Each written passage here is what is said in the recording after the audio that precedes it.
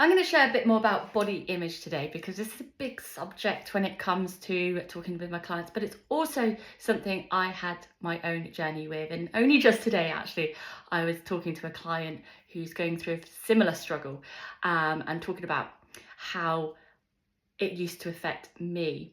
And I remember for so many years really hyper focusing on like my stomach sticking out, and also like my thighs, thinking they were really big.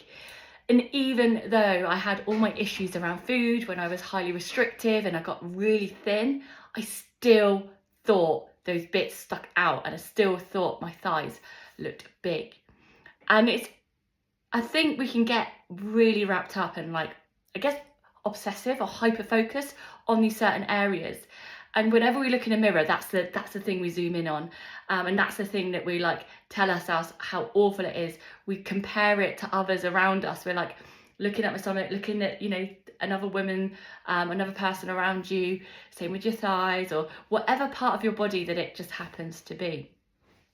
And all that does is just really make you miserable. You're just in this constant like comparing, overthinking, and it just makes you miserable. And like I used to describe it, just used to make me feel like I had this like cloud over my head the whole time, this grey cloud, like it was raining, and whatever I did, it just kept going around my head, comparing or thinking about that area of my body.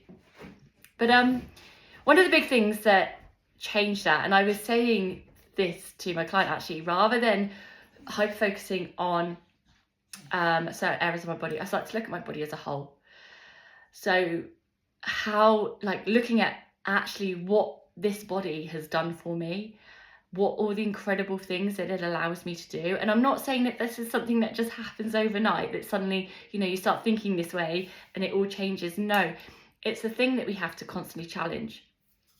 Emma and I have Emma mainly created this questionnaire that we give out to our clients about how to express body acceptance, and like with a series of questions, we work with a lot of journal prompts and questions and worksheets to help our clients get to the answers that they need to hear for themselves, and we guide them there. So being able to go through this kind of body acceptance, and that's what I was talking about, like body positivity. The body positivity movement was did a lot for awareness around women's bodies, but there was this kind of toxic side to it, which if someone did try to get healthy or lose weight for health reasons and stuff, it was like, well, you're not happy in your body and that's what you should be.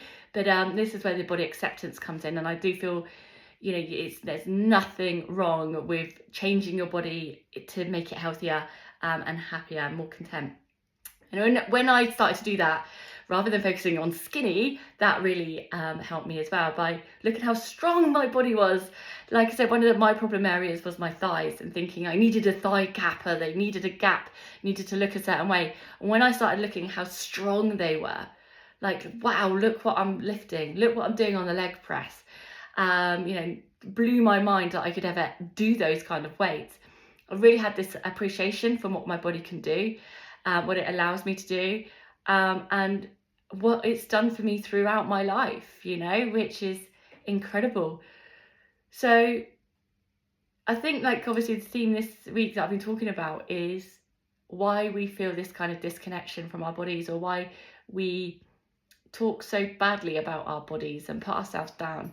And obviously, as you know, I talk about a lot, this comes up in the media, and how we grew up in that like diet culture era, and it's been happening throughout the ages, 60s, the 70s, the 80s, the 90s is just what I remember. This always comparing, talking about women's bodies, and obviously that's where this comes from. And you know what, it's okay to go, no, I am not going to stand for this anymore. Why should I listen to media or outside noise about my body and what I feel about my body? Why should I? And honestly, when you start feeling happier and healthier and more content in your body, other things just start to fall into place. That was the biggest thing for me. When I stopped this obsession and these obsessive thoughts around body image and started focusing on what it could do for me, I actually saw greater progress. Probably because I wasn't stressed, I wasn't thinking about it all the time, I wasn't obsessing about it all the time. The much more relaxed approach where I was still looking after myself, but in a healthier way, it's where I actually made the biggest progress. And that's exactly why I help how I do. Moving away from, like, it doesn't need to be this like strict plans and strict diets. Just live how you want to live and everything else will fall into place. But of course, if you need to chat about that, I'm always here to help. But this is a subject I can bang on about for ages in loads of different ways. So please just reach out. This is it, this connected with you and you're like, actually, yeah, that's something that I really need help with. Of course, I'm always here.